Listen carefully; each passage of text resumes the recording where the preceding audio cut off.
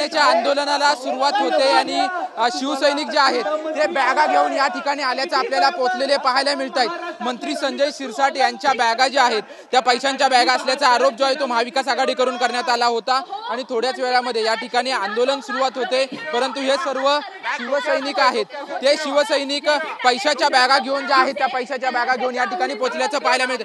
पैशाच्या बॅगा घेऊन आलेले आहेत, काय म्हणणं? या मंत्र्यांच्या बॅगा आम्ही आता पकडलेले आहेत आणि ते सर्वांच्या समोर दाखवण्यासाठी आणलेले आहेत।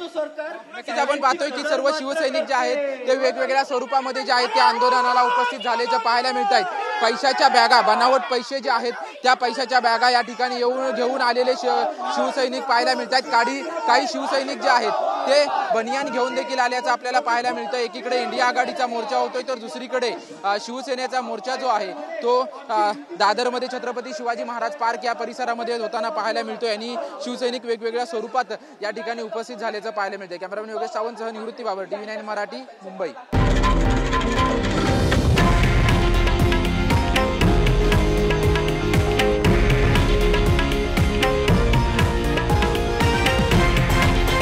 हे आहे देशातील नंबर 1 न्यूज नेटवर्क आणि आपण पाहत आहात TV9 मराठी, एकमेव।